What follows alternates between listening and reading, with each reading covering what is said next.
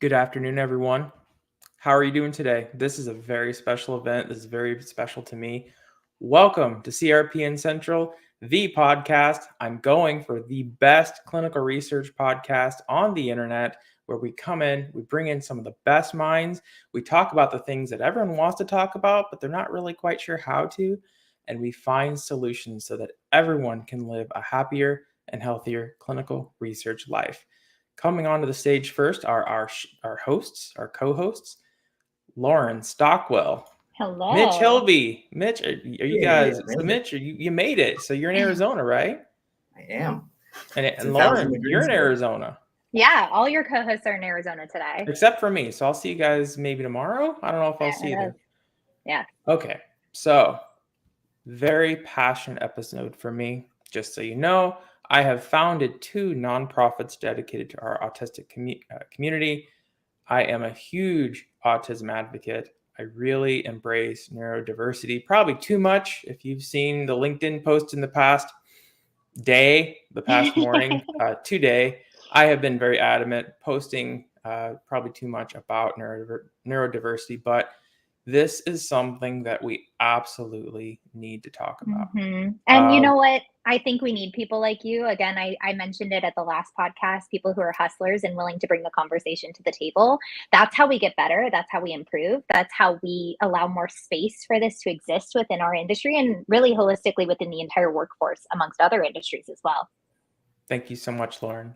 So, I mean, that was something that was addressed in the podcast itself, was awareness, you know? Yeah, that's one of the keys, one of the true keys. And speaking of which, so Mitch and Lauren, did you have a chance to listen to this podcast? It was the shortest CRPN Central podcast I've ever made.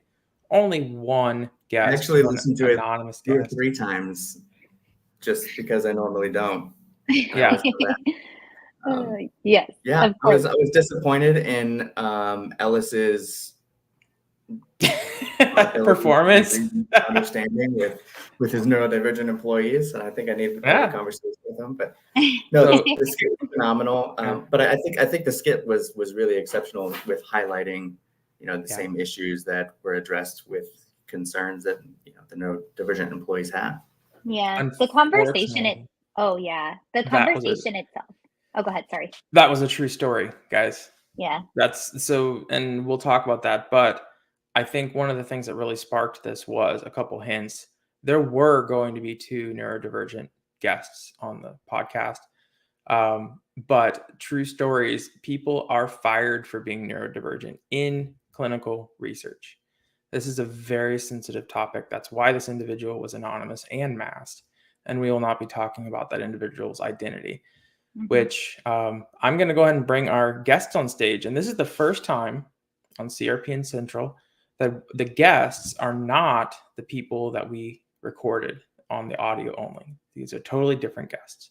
So I'd like to welcome to the stage Miss Brittany Bonafide and Miss Samantha Register.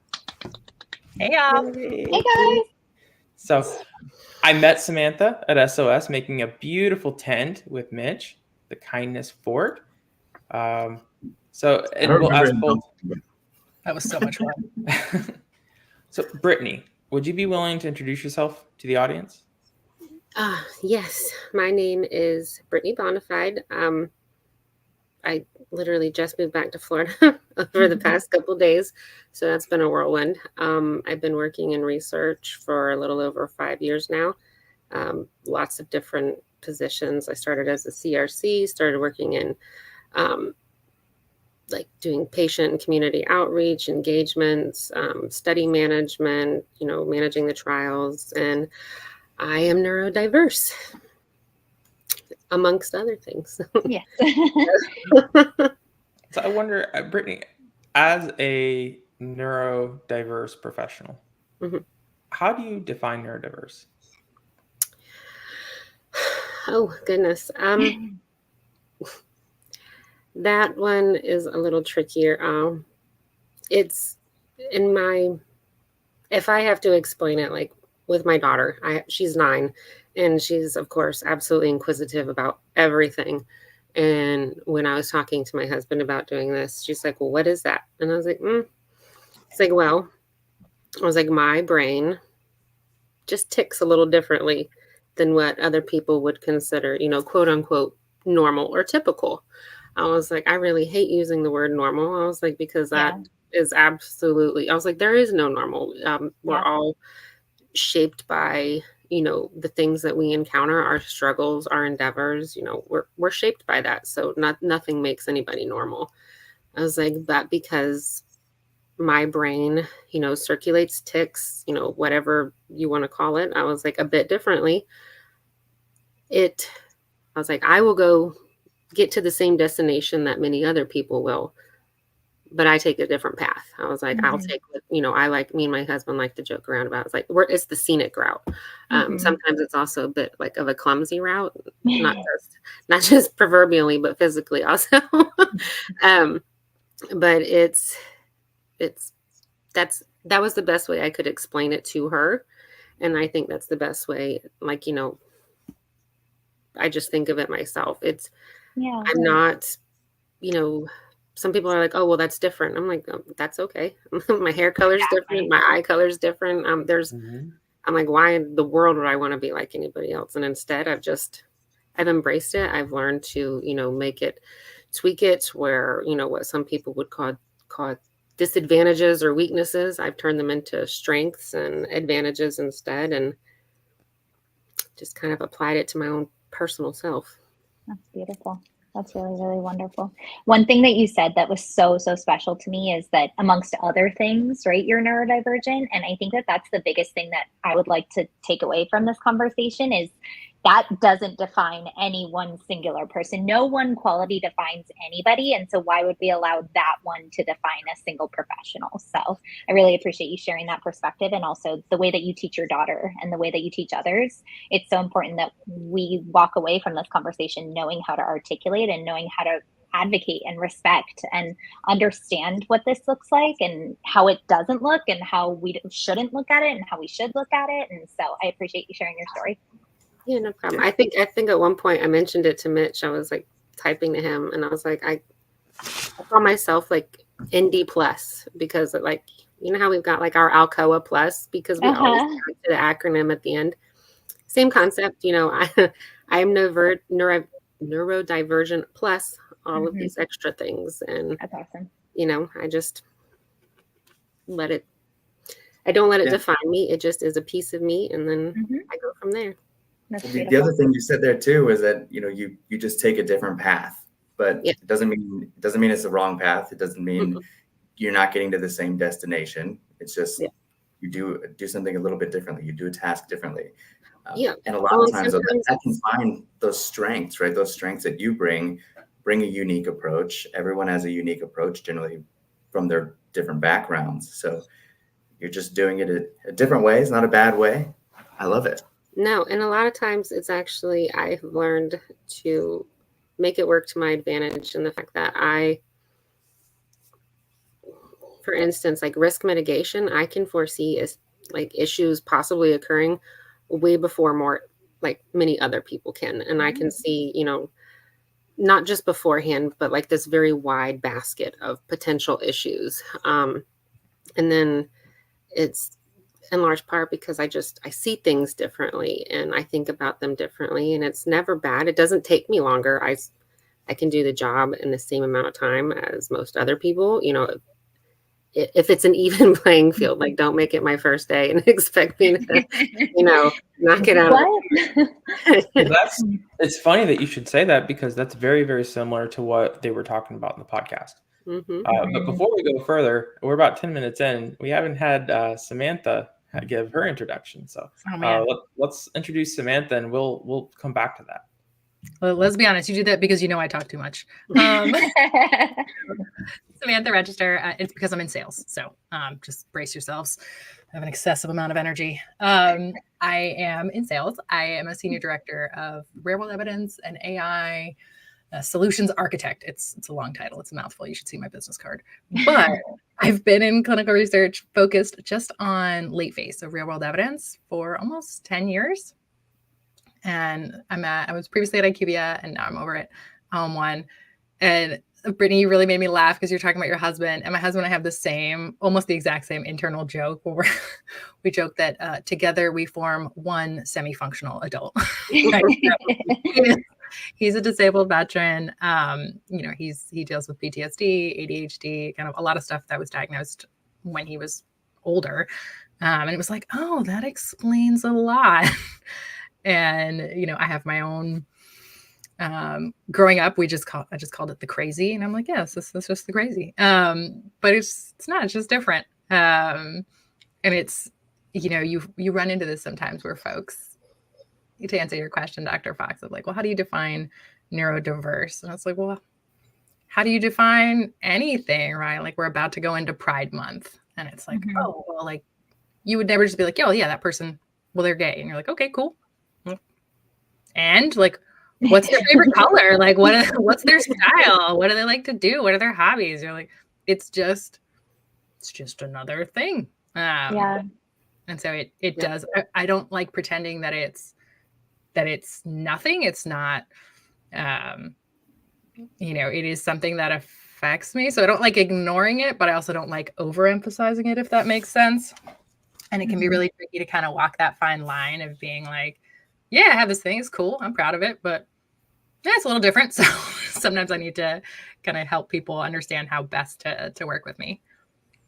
So that brings, and you just segued that perfectly, like in a record time, like 2 minutes. But I don't know. So the term masking was mentioned in the podcast, masking. And so could you explain to me, or could you please explain to the audience the term masking for our neurodivergents? Yeah. Honestly, the best way to describe it, and for the record, for anyone dialing in, we did not get the questions in advance. So you're getting stuff way off the top of my head. But it helps if you think about it almost like code switching. Yeah. Right? So I was going to bring that up. Yeah. You just learn over time. You're like, oh no, that one's weird. And it can be subtle stuff, right?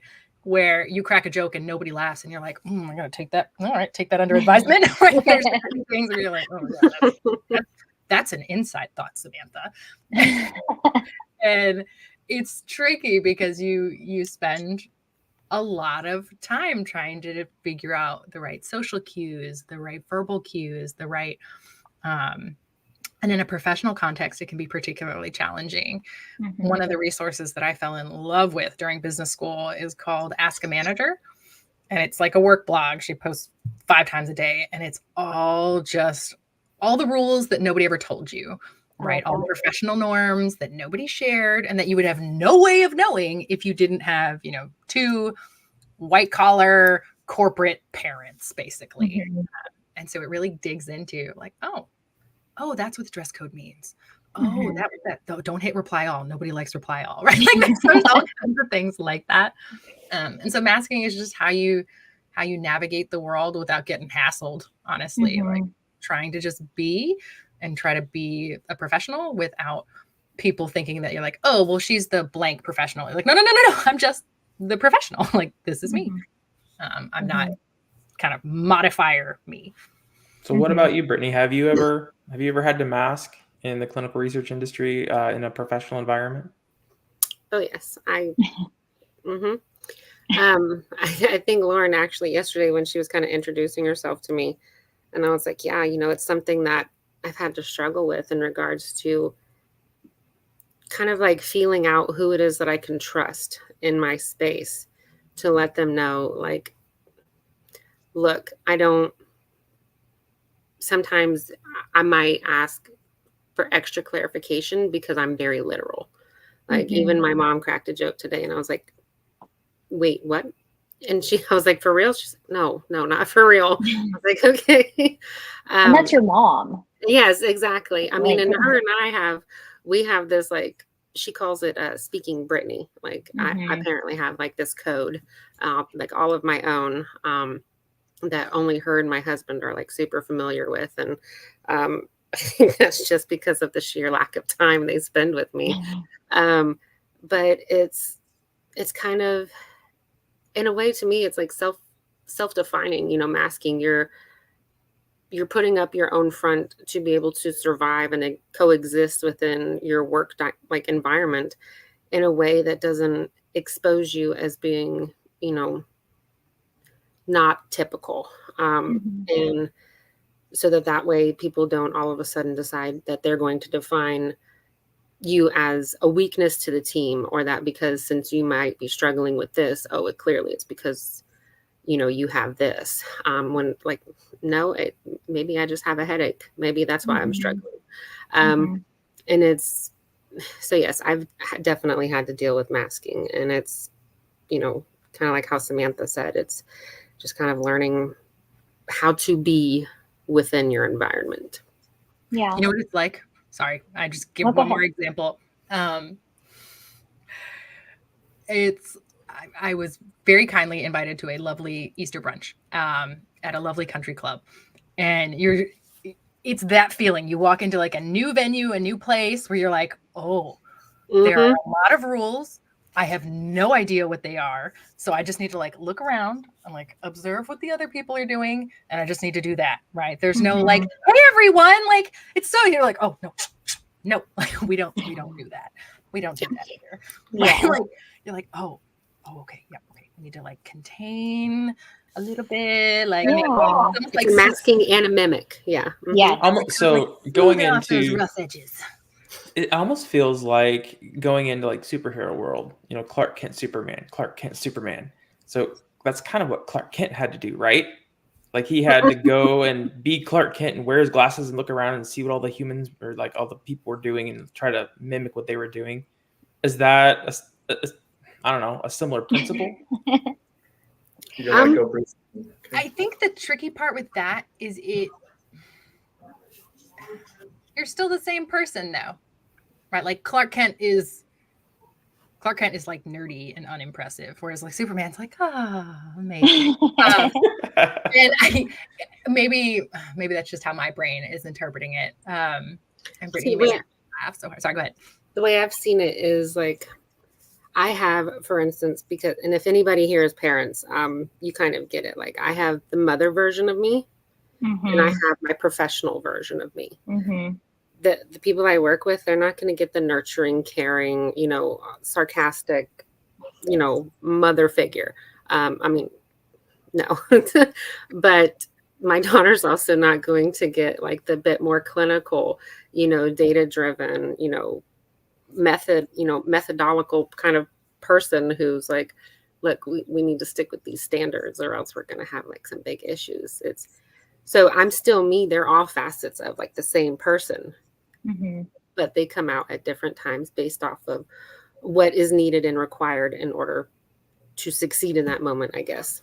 Yeah, I think it's much more social setting specific, right? Like country club Samantha, which nobody needs to see that, is different than like hanging out in your pajamas, like watching Netflix with husband Samantha, which is different than like hanging out with the neighbors, which is different than work and different than being in front of a client, right? They're all but it's still me. It's just the different. I love the way you phrase that, Brittany. It's just the different facets, like the different angles and how you present yourself and how you get the lighting just right, trying to make sure that people see you in a positive light while not being inauthentic, if that makes sense. Like, don't be too authentic because some people can't handle that.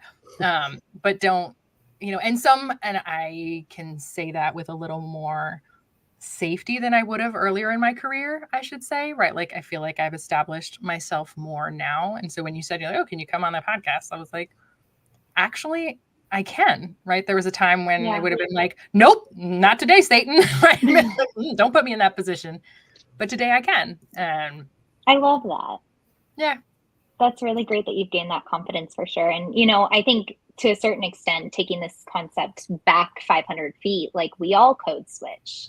Every single one of us goes through code switching and has different sides of ourselves and different things, because at the end of the day, we all have this craving for a sense of belonging and a sense of camaraderie and a sense of this. And so I think the biggest part in bringing the neurodiversity into it is we are more the same than we are different. And what we want is the same. We want to be able to fit in. We want to feel like we belong. We want to feel like we have a space at the table. So allowing space for everybody at that table is super important, and allowing that safe space for everybody at the table, the neuro inclusion side of it versus just the neurodiversity.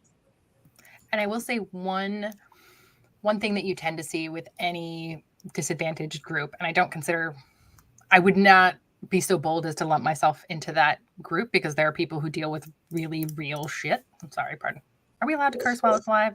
No, too late now. Oh, do it. Do it. My bad. I almost said one earlier, and then I was like, okay, tone it down. So I'm glad we've opened that table. I won't pull out the soap, Samantha. Don't worry. Good luck. It would take a lot of violence to get this. Anyway, well, I don't even remember what I was going to say. Yeah, I don't want to compare myself to folks who have had like much longer, more difficult, historical struggles. Like I can mask, right? There are people who literally cannot mask, right? Like when I have a Black brother, right? Like he can't mask, right? There is no way for him to just like put on white skin. So wherever he goes, like that's what he has. And so I want to be very respectful of folks who are dealing with kind of more historical like challenges, for sure. In terms of like code switching, like we're all privileged and all disadvantaged in different ways, like men, women, race, gender, religion, honestly, depending on where you live in the world, right? Yep. So it's just one other facet of humanity. But it is one where, as with any disadvantaged group, you cannot be responsible for being invited into the room, right? Like the people who are in the room, who are sitting in the chairs, need to open the door and then pull out a chair, right? You can't just like bang your way in, because people have tried that and it doesn't work. And so inclusion really isn't the responsibility of the folks who are locked outside the room. Right? And again, I don't feel like I'm locked outside the room, but I just something that I noticed. I wanted to switch it real quick because there was an underlying theme throughout the podcast interview. And the term injustice was used very, very much, many, many times. This was an injustice. And then going back to what Brittany was saying, like thinking very literally, do you feel as though working within this industry sometimes there might be some form of perception in a literal manner that can be perceived into an injustice when you cannot complete things to a perfectionist level, like you have to just kind of walk away because you run out of money or budget? No. Well, let me rephrase this. Maybe. Just because for me, every situation is so absolutely different. I will never work the same problem in the exact same way twice. I will often stick to a relatively similar path, but there's always going to be differences that occur in how I get to like point B after leaving point A. The best thing I do is I do my best to just adjust to any situation. Do I feel that there are times where, like the frustration that can come with it, because I'm like, oh my goodness, their standards are here, mine are here. And I've had to literally train myself at times to step back. I set alarms to like keep myself from either hyper focusing, so that way I can look at something different, or, step back just so that way I can say, look, are you meeting these requirements? Same way you would look at a protocol, am I meeting my own personal inclusion exclusion criteria? If so, stop it, put it away, submit it. Ask if this is okay. If it's good, there we go. You don't have to spend the extra 2 hours because you think it needs this extra detail for your mindset, because they might not need that. And often they don't. I want it there, but they don't. So it's just gotten to the point where it can be like exhausting at times, because I feel like I have to kind of pull myself back and in order to tick all of these little boxes. I think I even said that to you at one point, Mitch. Like I feel like I have to not be the genuine version of myself in order to tick everybody else's boxes that they need. Like the people who get my genuine self are, the people inside my circle. But otherwise, I mean, what I call it an injustice, I don't know if I've never really thought of it that way up until I even actually watched it as your podcast. To me, it's always just been more of a nuisance. And because in large part, I can't expect people to know that these are the needs that I have if I don't tell them. So at the same time, it becomes my responsibility to make sure that people are aware that there are needs that might need to be met, or that there are struggles that might be being faced. So in large part, it just comes to being willing and able to openly communicate in a way that's not saying, look, I have this problem, I need help, but hey, this is the current barrier I'm facing. Do you think maybe we can talk about this so we can figure out, how to get me over this hump? Because I keep trying, but I'm stalling. So what can we do? And it's usually because of such a literal thing. Like sometimes you give me super confusing instructions, I will almost always perfect it. You give me some of the most simple and basic ones, I look into it probably 200 times more intense than I absolutely need to. And then I end up with 1,000 more questions. And it was literally 3 steps. And I'm just like, but wait, there could be more. But I can't expect other people to know that if I don't tell them. Yeah. So I equated the injustices in the podcast more for this sense of our own ethical standards that we have within our work and our practices and everything that we do. Yeah. That's how it kind of came across to me. So I don't know, justice might have been the key word, because ethics and justice are still, while they cross quite a bit, they're still entirely different words. Yeah, I can see. No, go ahead, Samantha. I think where I can see the justice piece is in who developed the system, right? Like who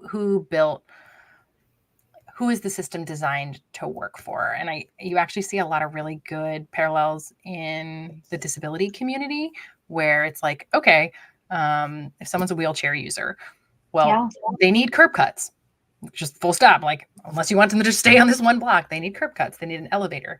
But here's the thing, curb cuts work for everyone, right? So if I'm a mom with a stroller, which I was, if I'm a package delivery person, if I am moving, right, I can use all of those same things, and they work for people who are able-bodied.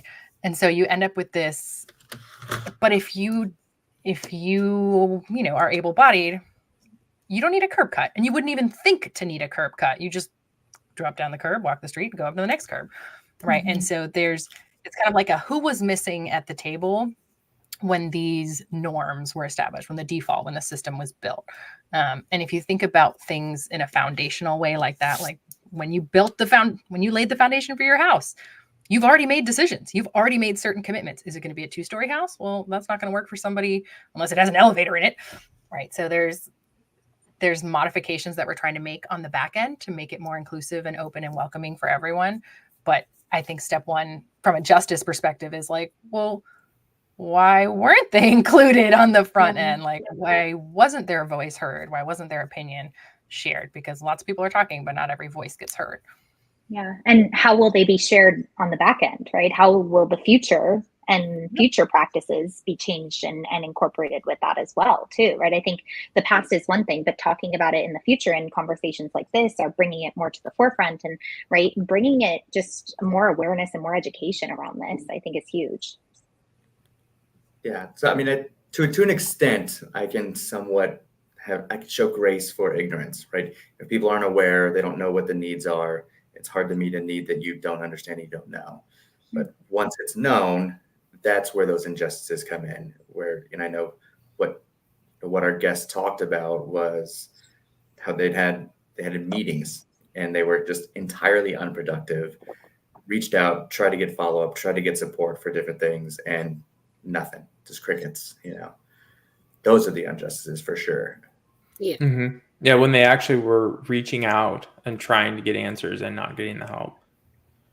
I can see a world where, and I live this world, and so clinical manufacturing organizations are very much like CROs.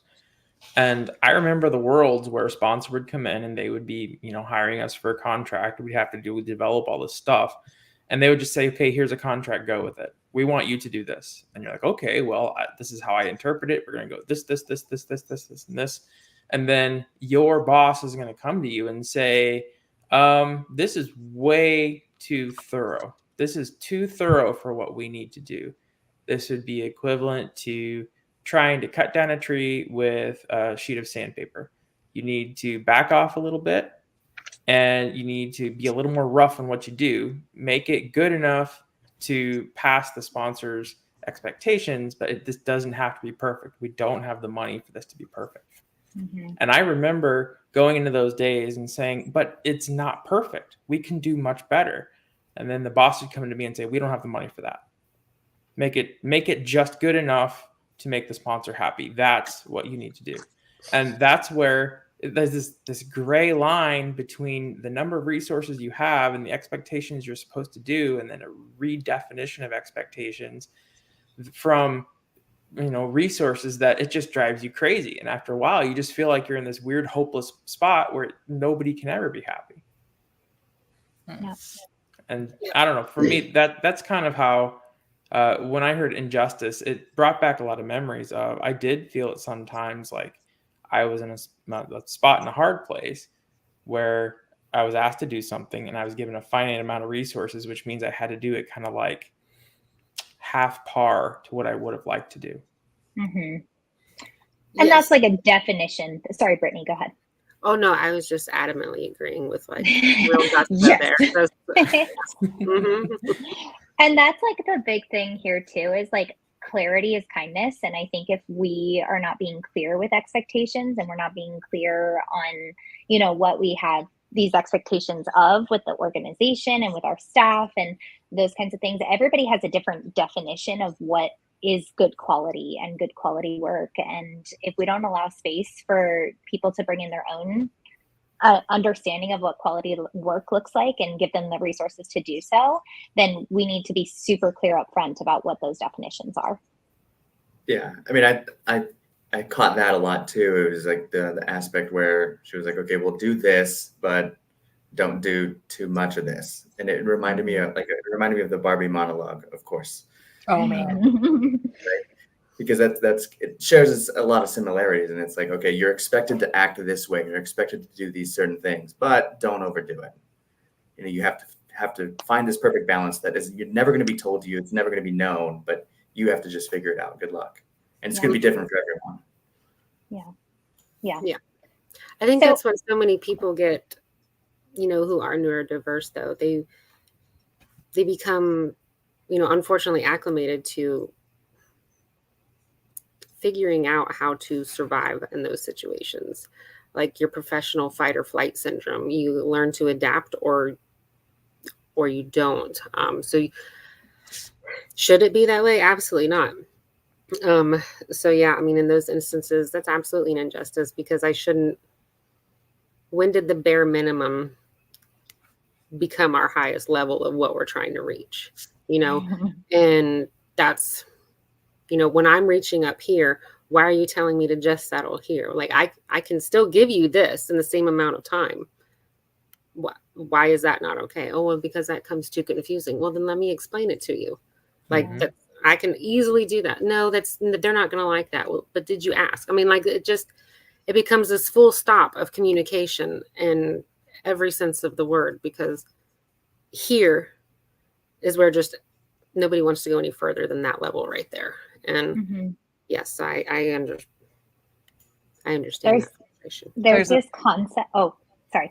There's this concept by Sean Achor. He's a positivity psychologist, and it's creating a cult of average, and how we should, right? How we should, instead of studying just the average, we should actually be studying what the outliers are and where they are and what they're doing and how they're becoming better and doing different things to get into different places and getting those higher level reaches. And how we so often say, like, the average number of pills to take is this, the average number of days to this is this. We always are studying the average, and instead of doing that, we should study what those outliers look like so we can bring that average up.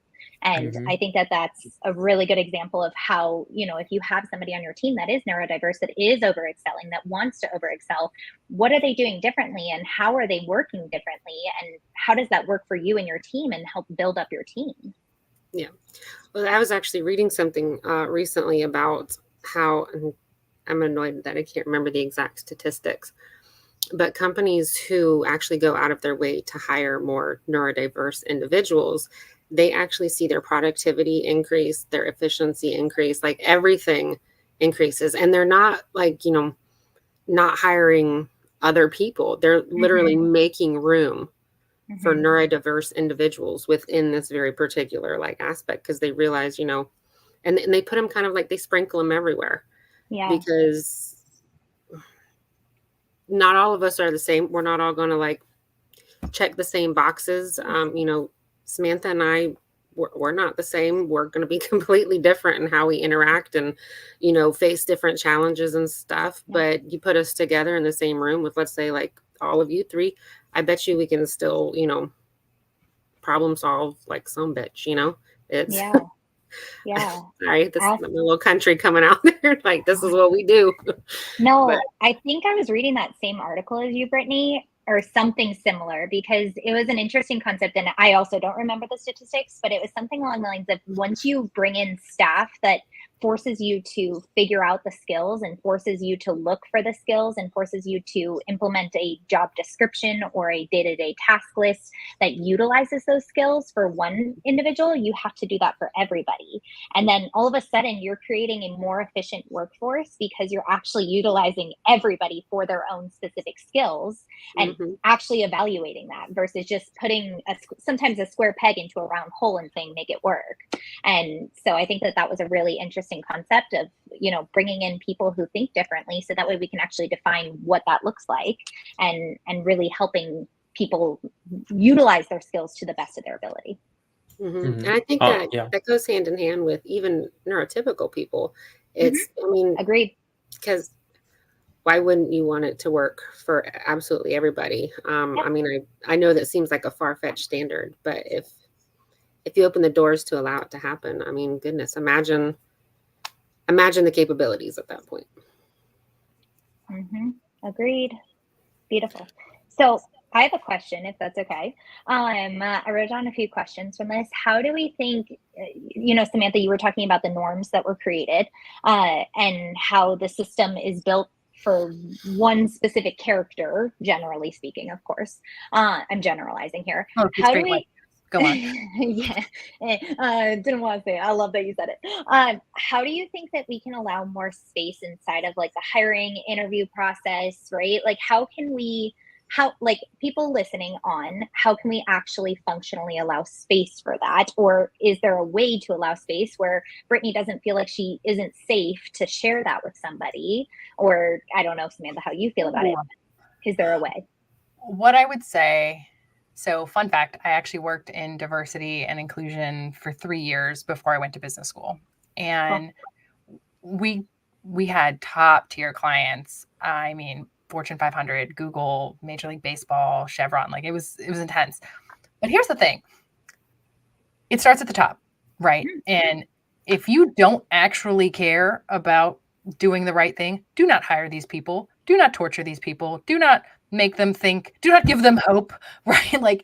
Don't be like, look, we hired one, and have that be your token insert minority here, right? People have kind of figured out, they're like, yeah, we're not supposed to do that. But we're still kind of getting there, I think, probably with neurodivergent. So it's, yes, hire more people, but honestly, it's step one, do the work, because it would be like if the CFO was super sexist and you're like, okay, well, no problem, we'll just hire a woman. You're like, okay, well, now you're just exposing this poor woman to a super sexist dude, right? No, fire the sexist dude or manage him appropriately so he knows what is and is not acceptable. And so I think it starts with folks doing the work, and you see that kind of theme honestly in a lot of kind of in the D&I space right now. That is the word. It's do the work. Right. Do the work. It's okay if you don't know, but once once you learn, like once you know better, do better, right? Dr. Maya Angelou.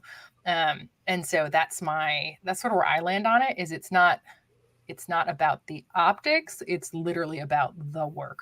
Because sure. if you get those right, then people will feel safe coming out. People will feel safe unmasking. People will feel safe pushing back.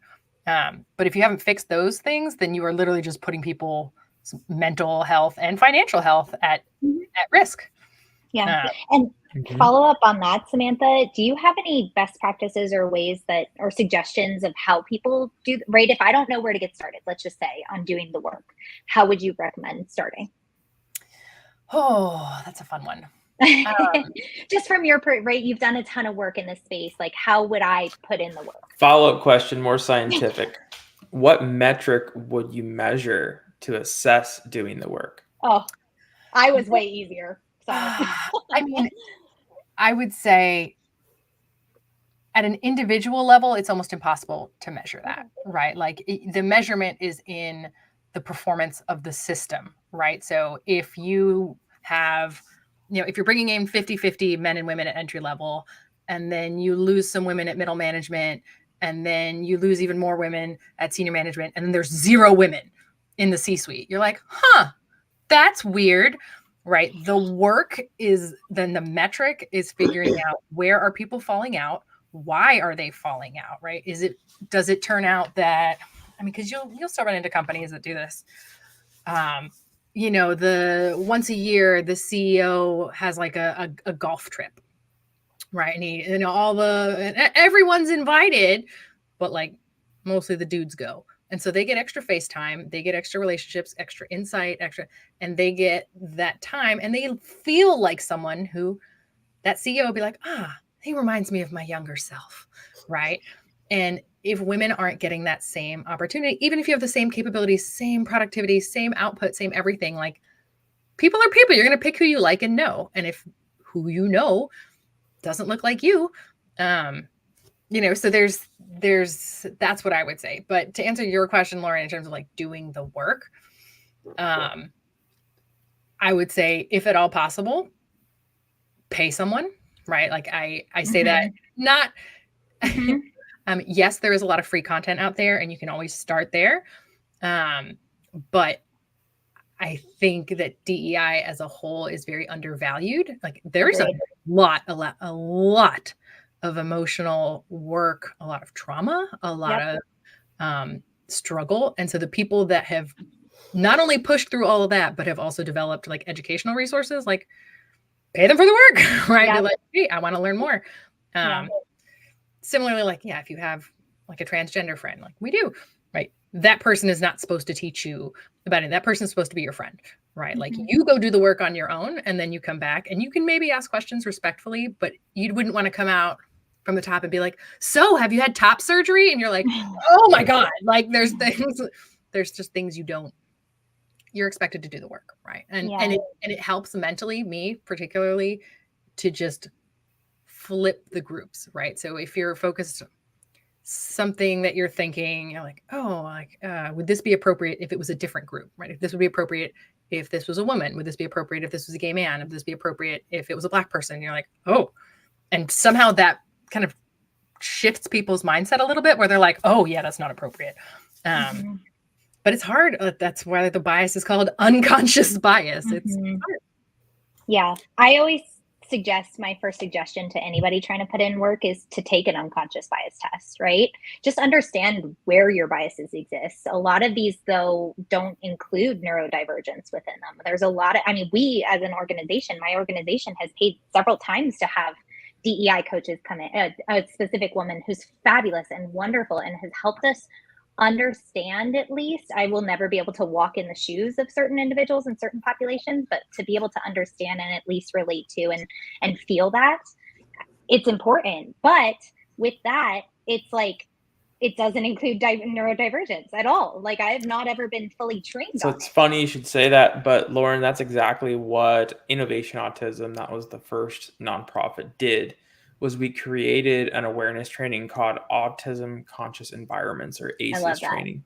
And we went across all of the organizations in the community, gave them autism conscious environments. It's not like we're giving them a badge and saying them, they're experts, but we wanted them to have at least a consciousness about this. And so what we did was all of the organizations that took ACEs training, we put them on a map of the city. These are all of the places that have accepted autism in their community. They understand autism, they're aware of it, and they embrace it. And That's so awesome. what ended up happening was we had local community, like autism families, come to us and say, oh my gosh, now I have a map of everywhere where I can go, where if my child has a meltdown, where if I'm having a hard day, or if anything like that happens, they at least show that they're taking the first step toward accepting me for who I am. And so we kind of created our own little community of people who are aware of autism in professional environments. So that just like what you were saying, Lauren, it's not there. We don't do that. We have sensitivity trainings and awareness trainings and all these other wonderful things.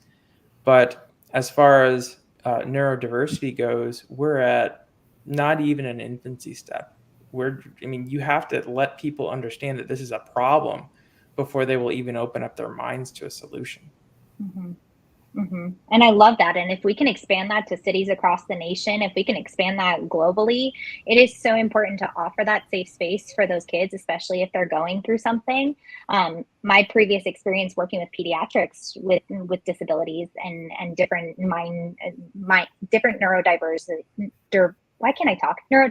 sorry, is super important to advocate for that, right? We would take them and we actually set up little cities where we could go to a checkout line and understand what it's like to pay at a checkout line and really make sure we're walking through that process. So that way, when they went to it, it wasn't abnormal, right? Having that practice round was super important, and having that safe space to learn is so important inside of this.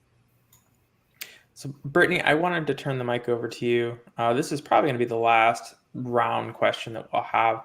But another thing that came into the interview was a focus on the importance of the line managers and how the line managers work with neurodivergent employees.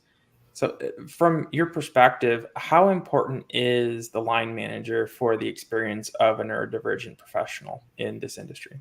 Crucial. Absolutely crucial.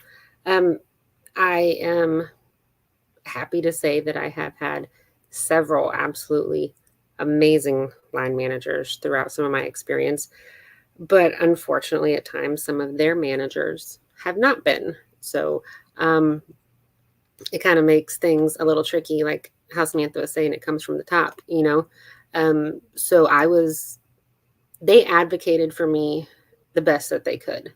And sometimes they didn't even realize that they were advocating for something that was needed. They were just, to them, it was, oh, sure, if this is something I can provide for you, absolutely.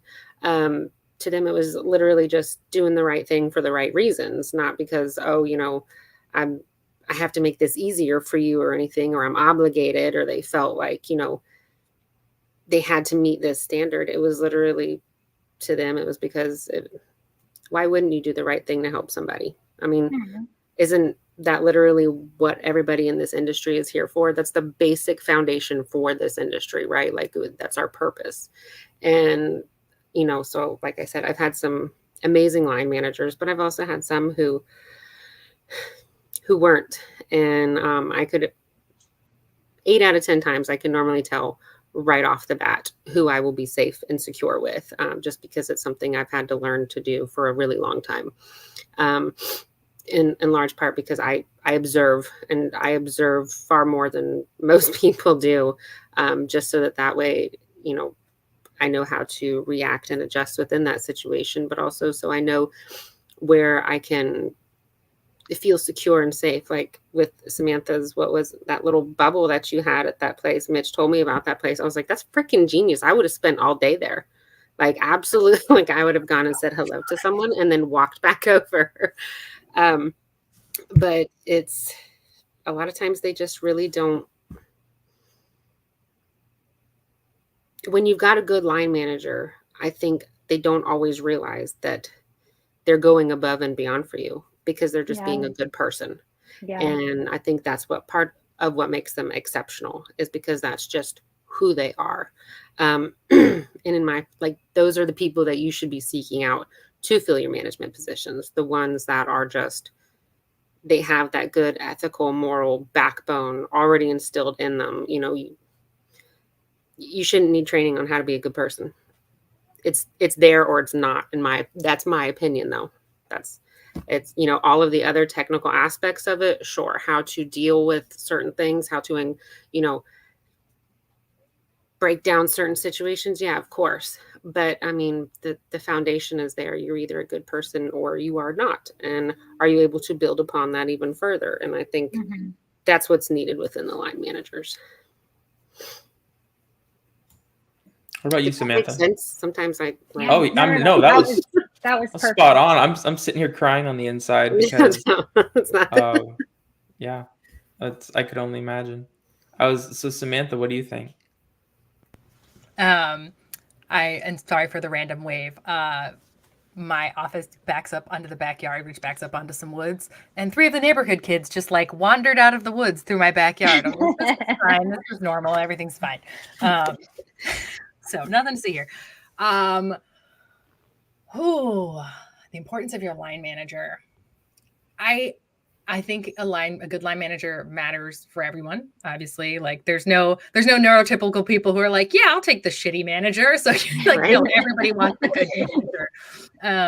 But I think what you find is that the good managers have a certain set of traits in common, right? They are often very high empathy, and with the empathy, right? Like they don't care what you've got, right? Like, okay, your mom has cancer, your kid is in the hospital, you were just in a car. Like, it doesn't matter what is going on in your life. They know they want you to be whole as a person and not like insert robot, insert like ingredients go here, output come. Like, no, that's not how people work, right? Like, we're not robots yet. So those are the good managers, right? They're the ones who can work with you and who are focused. I had an old boss, so like they're not butts in seats, right? It's not, okay, like, well, you did the thing. You're like, nope, what are your outputs? Now, for me, that's hella easy. I'm in sales. So it's like, did you hit your number? Yes or no? And if you're hitting your number, they really don't care about anything else. I'll be honest. You have other goals that you have to load in. I loaded them in today. None of them matter unless you're hitting your number. And so I actually appreciate the simplicity of that. Right. I think, Lauren, you said it, like clarity is kindness. I've always heard it, clear is kind. And it's stuck with me, right? Everybody wants that. Everyone wants to know how to succeed, how to be part of making a difference. And so a good manager, you just reminded me, I'm totally going to mangle it.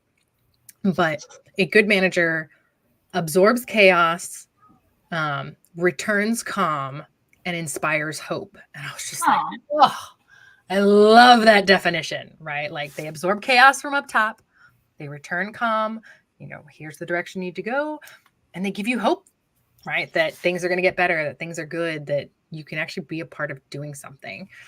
And those managers, God, they're so rare, but when you get them, like I had one of those managers for years, and I think to myself, I was like, I will probably never have another manager like that.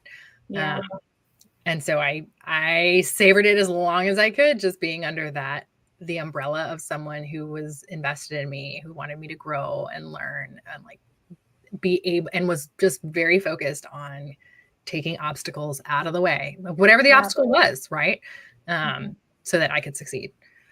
So question, Vala, have you ever had the opportunity to be that kind of manager yet?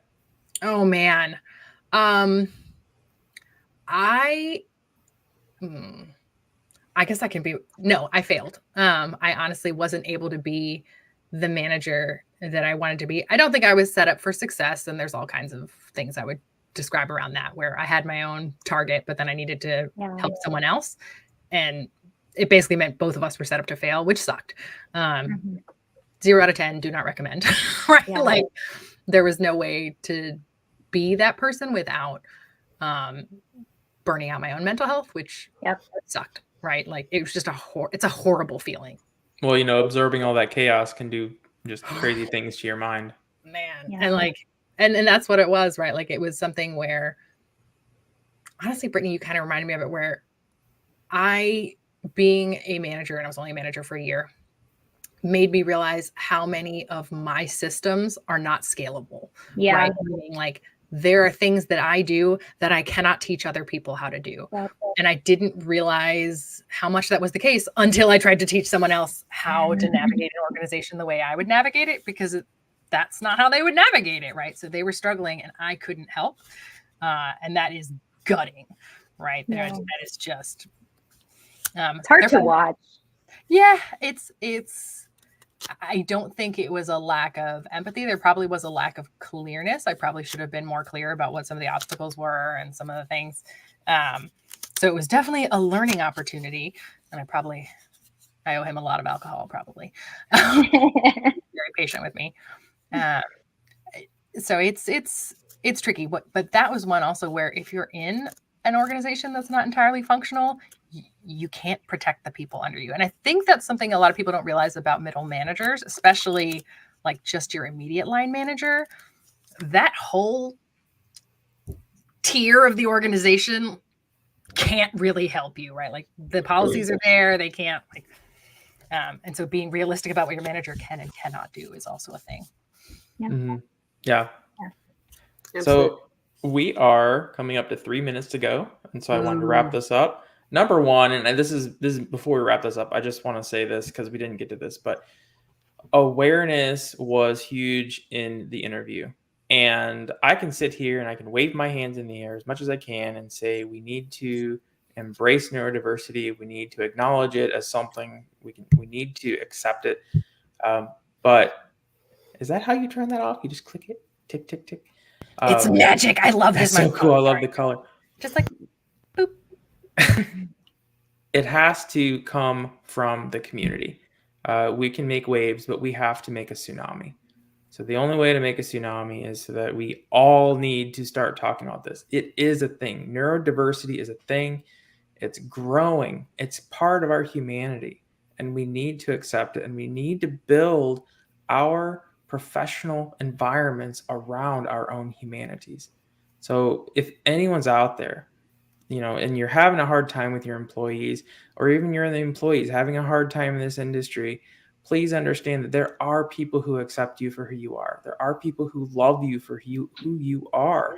And importantly, just don't be afraid to speak up, please. And if you get fired, please don't sue me. But and I'm serious. There are people, they're fearing for their professional lives because of who they are. And that's just not what needs to happen.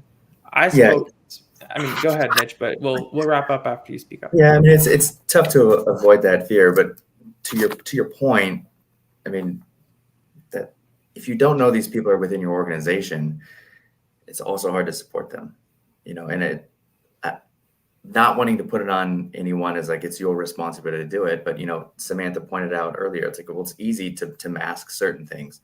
Some things you can't, you can't mask how you look, but you can mask some of your behavior. I call it like chameleoning. You just kind of blend in with whoever's around you or whatever group you're in. But if you don't speak up and you don't have a voice, as hard as that is, I don't know. It's hard. I think what I've found is people do speak up, but the right people aren't listening. Yeah. And so it is, that's what I've seen, right? Because if you talk to folks from most of these groups, they'll be like, we've been screaming. Oh, you turned your mic off. Dang it. That was a rookie move. You said screaming and it went off. They'll say like, we've been talking about this. We've been shouting about this. We've been screaming about this. We've been writing about this. We've been doing it. And, but the right people aren't listening. And so I think, and that's not for the folks on this call, right? It's like the senior HR leaders, and not even the senior HR leaders, right? Because they report to the C-suite. They do what the C-suite does. So it's the C-suite. And it's getting that message out. It's hard. I mean, if it was easy, it would have been done already, right? Growth is uncomfortable, and if we do not face the discomfort, then we're never going to grow. So, ooh, another Lauren Stockwell t-shirt. Mitch, the big joke is we want to take Lauren Stockwellisms and turn it into a calendar. Oh my God, that's amazing. I would buy that Calendar. calendar. Right. So if you know a Lauren Stockwellism, what does that Please. mean? please feel free to send them our way. We're trying to collect enough of these quotes so that we can make a calendar. Literally 365 Not making her days of Lauren anxious at Stockwell. all. Yeah. That's Oh my amazing. All right. God. So we're going to wrap it up. We're at 1 hour on the dot. If I were to hand each of you a microphone and I just said, what would you like to tell the clinical research industry about neurodivergence and what we can do to help our neurodivergent professionals live happier, healthier, and more productive lives, what would you tell them? Oh, can I go first? I feel like it's going to set the tone. Get your shit together. Go on. Damn. Just the mic drop right there. Yeah, I was like, Turn it off. No, I like that one. I like that one. That was good. I think mine is kindness. Like literally, it's free. Just use it. Mhm. Kindness, patience, communication, they are all there. They are human traits that we have all established.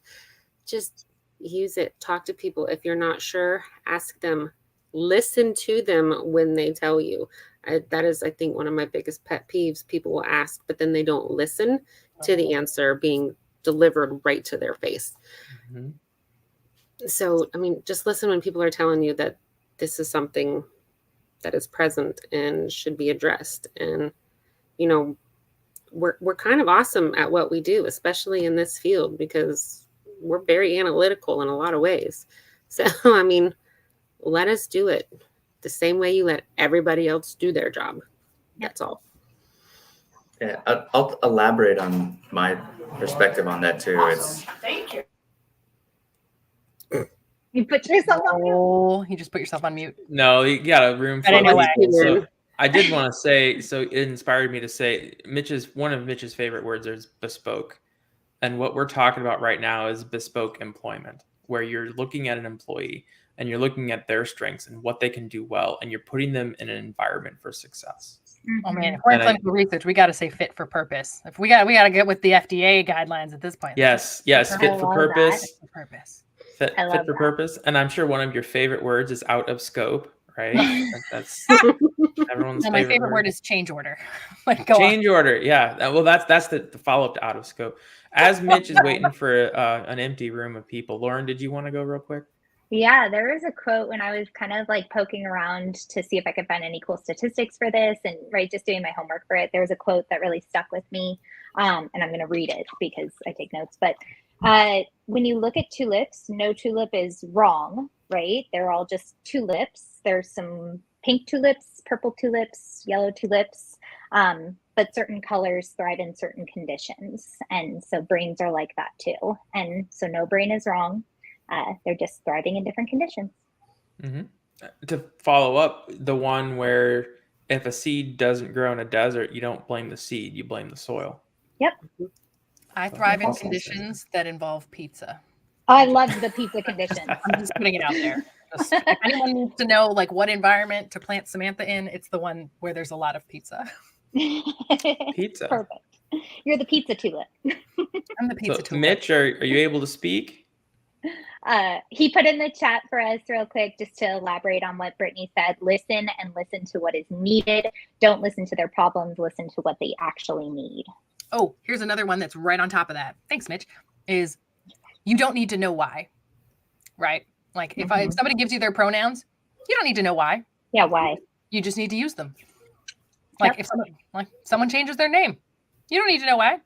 Just be respectful. Be kind. Just a matter of acceptance and respect for us as individuals. All right. As my dad would say, you do you. Do you, boo-boo.